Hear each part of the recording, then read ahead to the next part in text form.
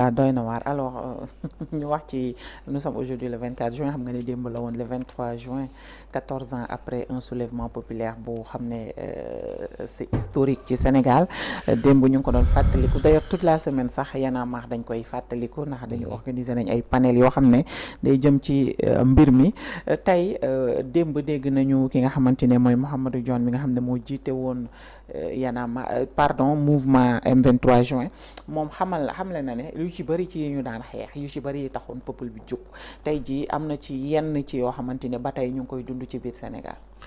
loolu day effectivement man day ndeysaan le 23 juin nag dafa di loo xam ne effectivement ñëpp a koy fàttaliku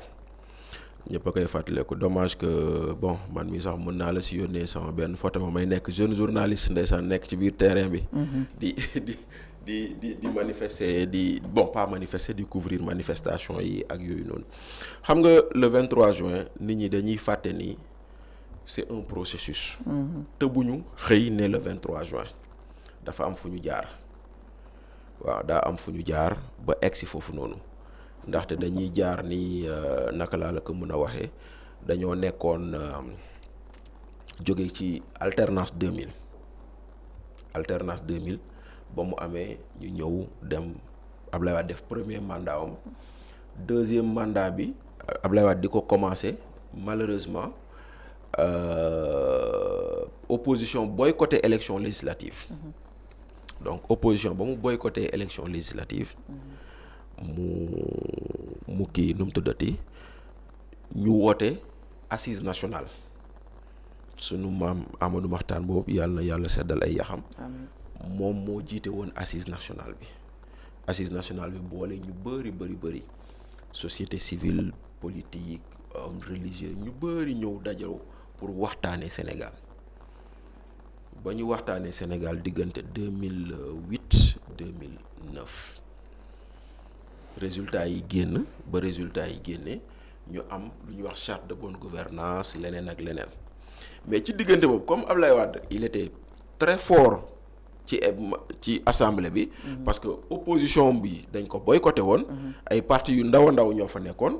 ci la maître El Hadj Diouf duggee député. ci la maître Ndeye Fatou Touré duggee député ci Cheikh Bamba Dièye ci la duggee député ñeneen ak ñeneen donc y avait que ay Imam Mbaye Niang ci lañ nekkee député entre 2007 et 2012. ñoom nag ñu ñëw ci diggante bi premier test. waaw gis nga de fii de kii de man la woon ndeysaan moom da nga demoon couverture wala. bii de maa xam nga lii nii fan la nii. buntu kër Farba Senghor bañ ñuy taal kër Farba Senghor. lii moom c'était le grand journal. waaw lii moom c'était xoolal Big Bag feuille bi. gis nga Big Bag feuille bi di noté di bind du bàyyi dara ondo saag bi. waaw ndeysaan des fois damay toog mu yàgg parce que lii nii en réalité sama benn boy Mody Gaye te mu nekkoon 2STV. Mody Gaye moom moo ko yónnee ndaxte moom moo doon kii ses archives doon def benn documentaire sur les. ba gis ko sur les trucs là muy refaire muy kii rek ba gis archive yónnee ma ko waaye ndeysaan il y a 15 ans ndeysaan j'étais jeune et beau nag. Ça c'est le grand journaliste. Ouais. Alors un clin d'œil à Mame Fatou Fati je me rappelle. waaw Mame Fatou en 2011 23 juin maa ngi nekkoon sama premier stage au Point du Jour. ndeysaan Mame Fatou xëm ci. yooyu xëmu jàmbur ngay nettali xëm ci place de la nation place de l'obélisque. moment boobu Mame Fatou.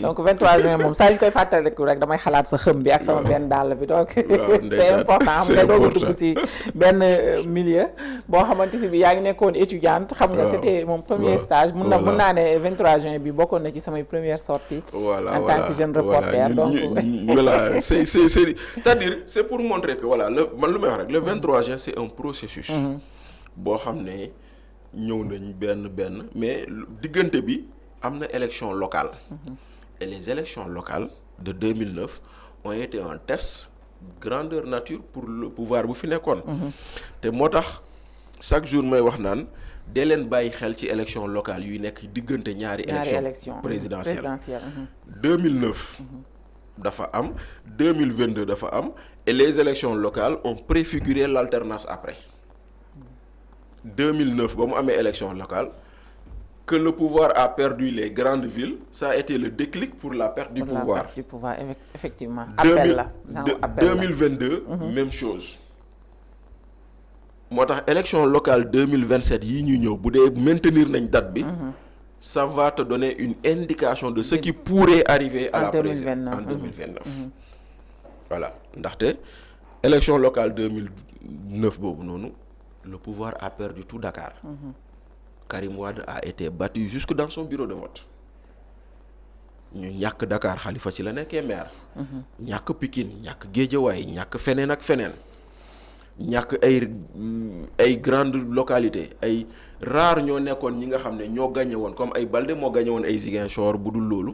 Cheikh Bamba Dièye avait gagné à Saint-Louis keneen ak keneen noonu donc si loolu noonu Abdoulaye Wade a compris que majorité bi nekkatul ak moom.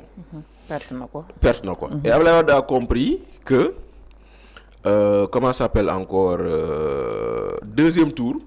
loolu tamit beneen kii la beneen jàngat la boo xam ne on l'a vécu dans notre histoire politique mooy un deuxième tour n'est jamais favorable à un parti au pouvoir.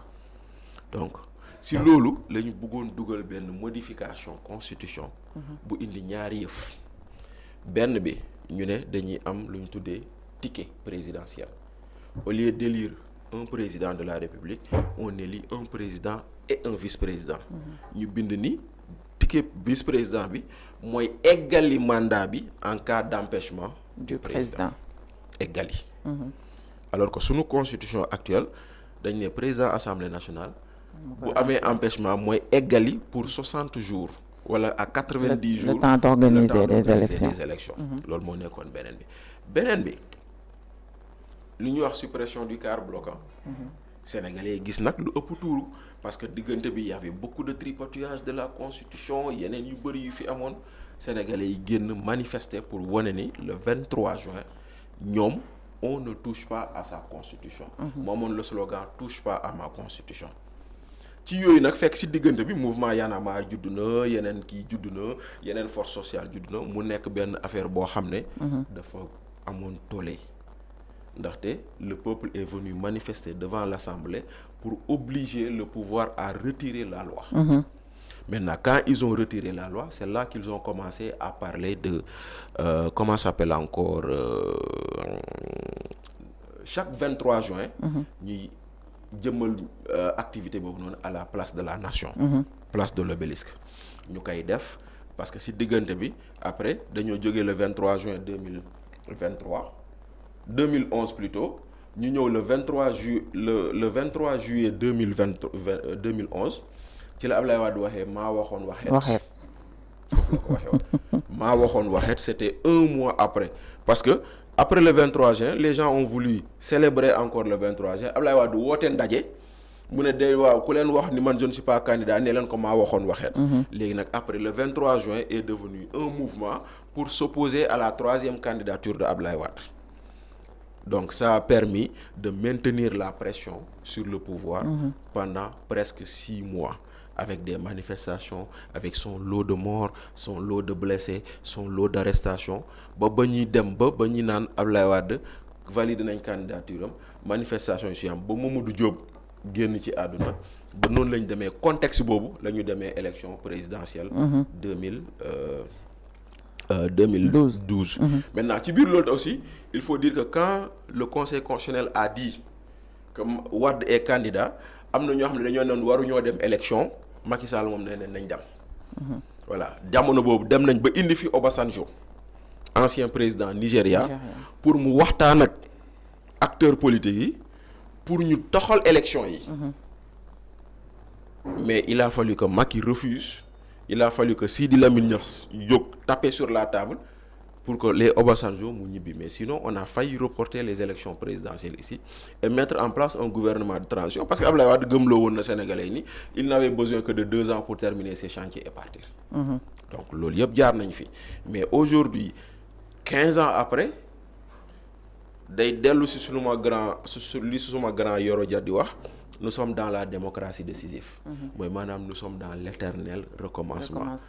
Donc la ñu taxoon a jóg le 23 juin mu ngi fi ba tey la ñu te dénoncé woon le 23 juin mu ngi fi ba tey.